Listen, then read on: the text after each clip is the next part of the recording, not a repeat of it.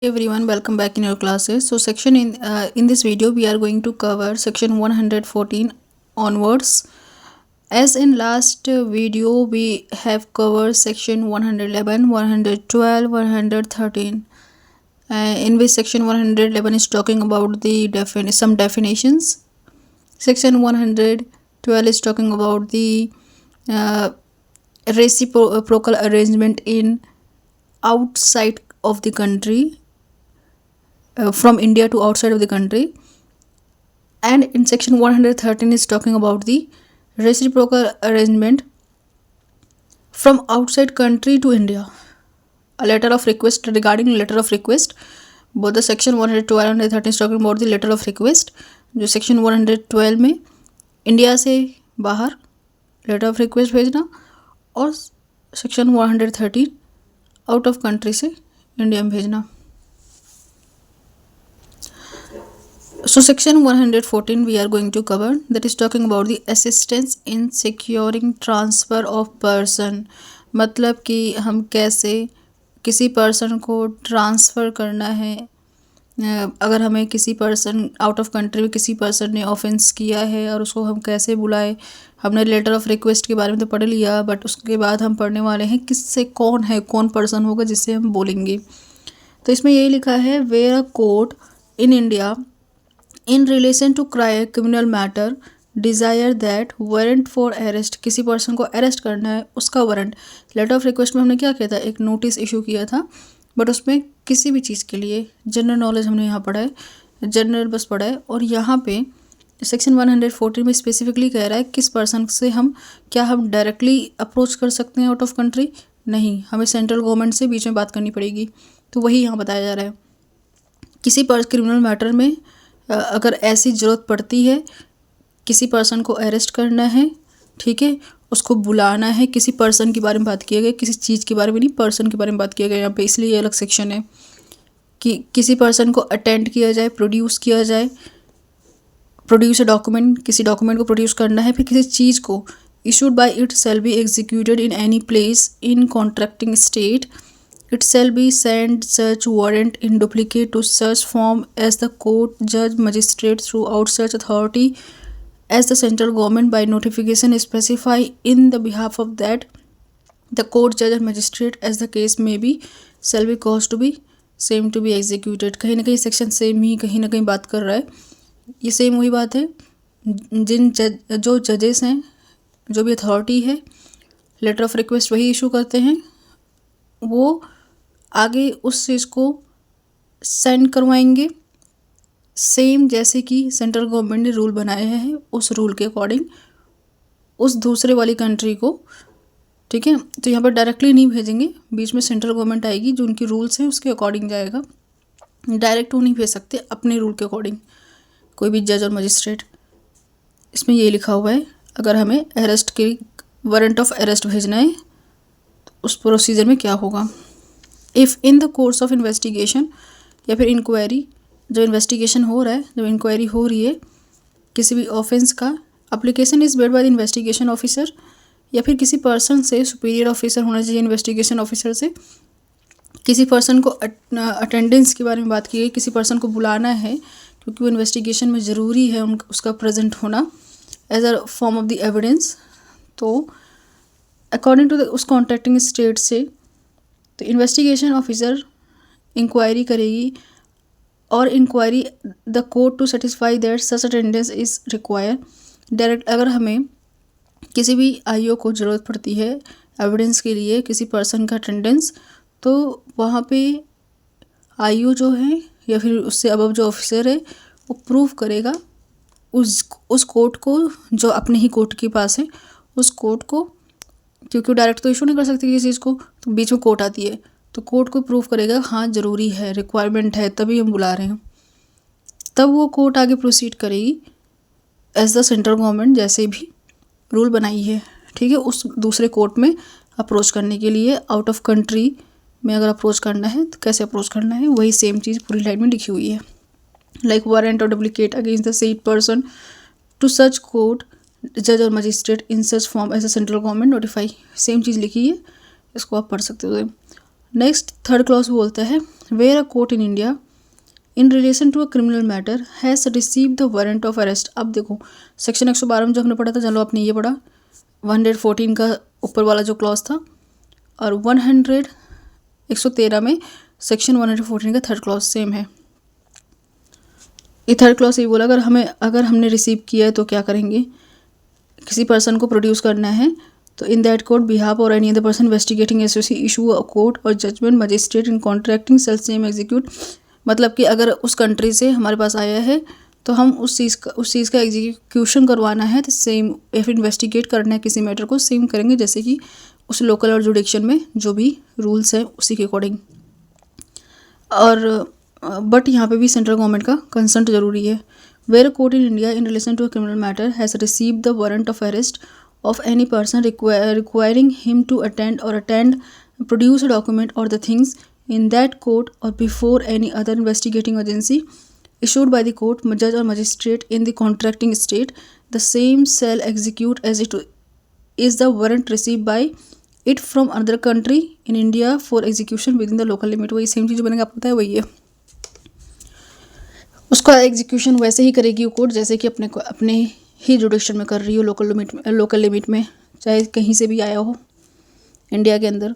Where a person transfer to contracting state pursuant to the subsection 3 is a prisoner in India, the court in India or the central government may impose such condition as that court or central government deem fit. Third class में यही था ना, हमने receive किया था किसी बाहर country से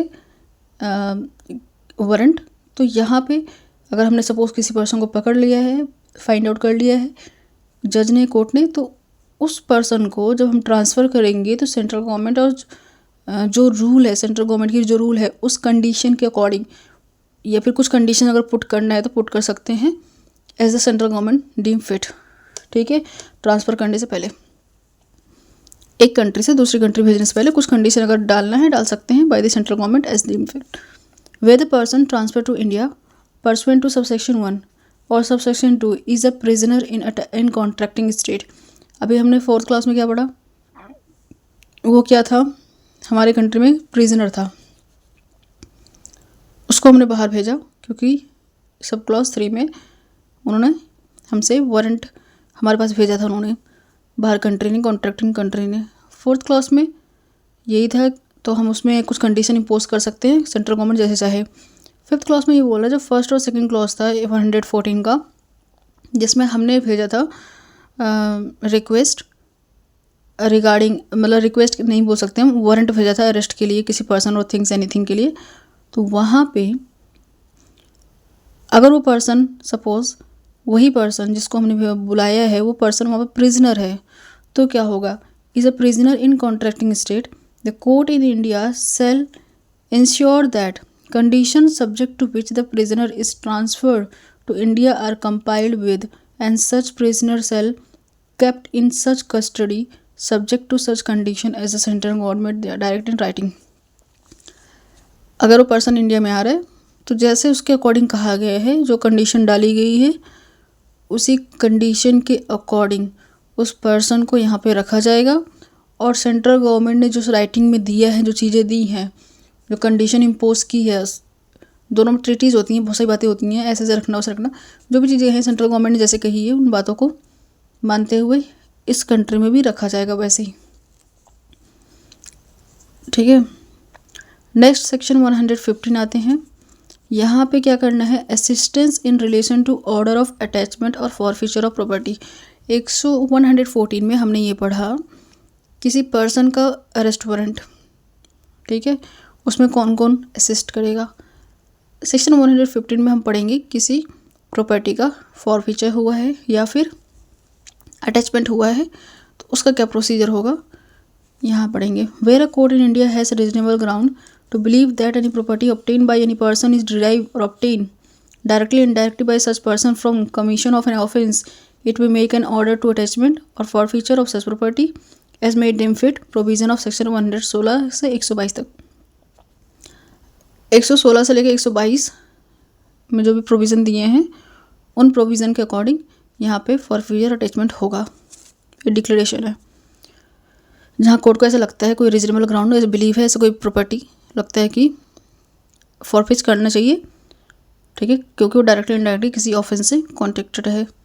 दूसरा, where a court has to be made a order for attachment of forfeiture of property under subsection 1, such property is suspected to be a contracting state, the court may issue a letter of request to the court or authority. Property अगर ऐसा लगता है कि contracting state में है और वो भी एक ऑफेंस से, क्राइम से रिलेटेड है, तो वहाँ पे लेटर ऑफ रिक्वेस्ट भेज सकती है, भेजेगी कोर्ट। सबसे इम्पोर्टेंट है यहाँ पे हर काम पहले court of letter of request हुआ या फिर असिस्टेंस है, सब कुछ इसमें, इन सब चीज़ों में एप्लीकेशन कौन बना रहा है? एप्लीकेशन हमेशा आईओ या फिर सुपीरियर बना रहा है उससे, और उसको इशू कौन कर रहा है? कोर्ट कर रहा है।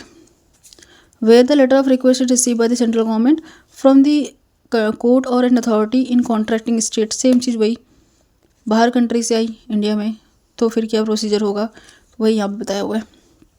116 से लेकर 122 तक का जो प्रोसीजर है उसको फॉलो करेंगे अगर ऐसा लगता है इसमें इन कंडीशंस में है वो।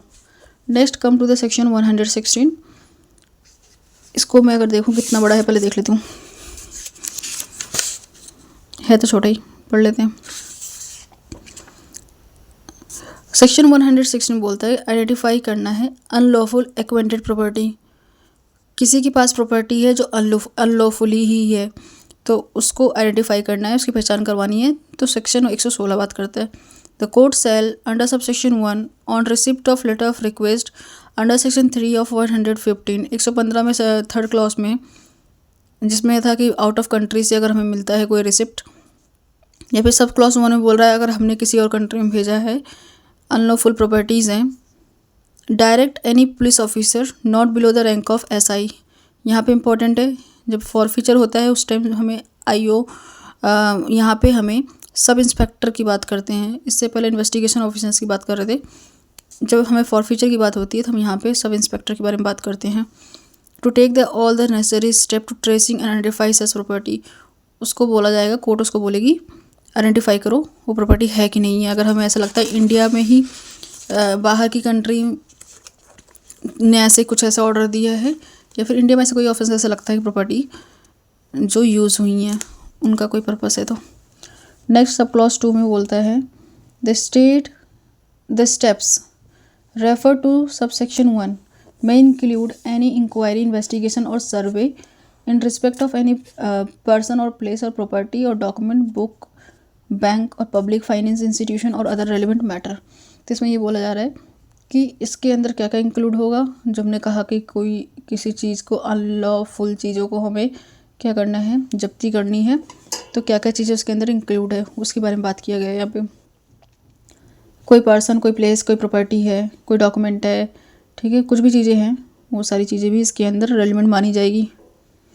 ज़रूरी नहीं है आप इन्वेस्टिगेशन करने गए था या फिर आपने ऐसा ही पता लगाने गया तो वहाँ पे वही चीज़ होनी चाहिए जो कोर्ट ने कहा है। इन्वेस्टिगेशन करते समय, पता करते समय अगर उससे रिलेटेड कोई डॉक्यूमेंट है, मैटर है इस फॉर्म में, तो हम उसको भी एज एविडेंस यूज़ कर सकते हैं, ले आ सकते हैं, उसको प्रेजेंट कलेक्ट कर सकते हैं एविडेंस के तौर पे।